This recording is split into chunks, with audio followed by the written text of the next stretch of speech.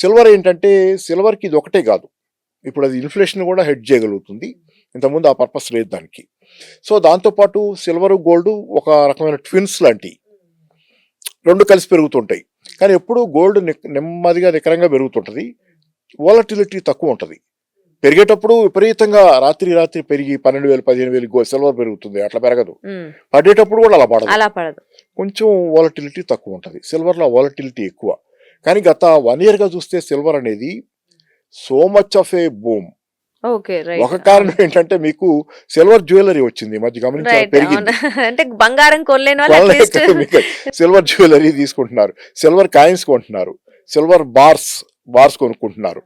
ఈ రకంగా బంగారం వల్ల లేకపోతే ఇప్పుడు మీకేమైంది, బంగారం అయితే గ్రాముల్లో వస్తుంది, సిల్వర్ అయితే కేజీలో వస్తుంది కదా, అట్లీస్ట్ కంటికి నిండుగా కనపడుతుంది, పీస్ కనపడుతుంది. సో అట్లా ఏంటంటే తప్పనిసరి పరిస్థితిలో సిల్వర్ వైపు వెళ్తున్నారు, దానివల్ల పెరిగింది ఒకటి.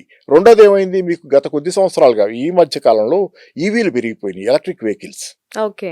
ఎలక్ట్రిక్ వెహికల్స్ పెరిగితే మీకు ఖచ్చితంగా ఎలక్ట్రిక్ వెహికల్స్ లో సిల్వర్ కాంపోనెంట్, నేను ఇందాక వేరే సందర్భంలో చెప్పినట్లుగా ఇంటర్నల్ కంబషన్ ఇంజన్ లో, అంటే మన పెట్రోల్ డీజిల్ కార్ లో కూడా మరి వేరే మెటల్స్ వాడతారు. కానీ మీకు ముఖ్యంగా ఎలక్ట్రిక్ వెహికల్స్ లో సిల్వర్ కాంపోనెంట్ ఎక్కువ ఉంటుంది, మెటల్. దాంతో ఎలక్ట్రిక్ ఇప్పుడు నడుస్తుందంతా ఈవీల రెవల్యూషన్ నడుస్తుంది. ఎక్కడ పడితే అక్కడ ఈవీలు పెరిగిపోతున్నాయి కదా, మనకు కూడా గోల్స్ ఉన్నాయి.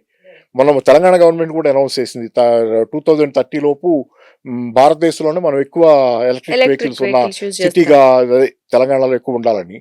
సో ఎవ్రీబడి పొల్యూషన్ తగ్గించడం కోసం, పొల్యూషన్ అందరికి ప్రాబ్లం తెలుస్తుంది కదా, సో ఎలక్ట్రిక్ వెహికల్స్.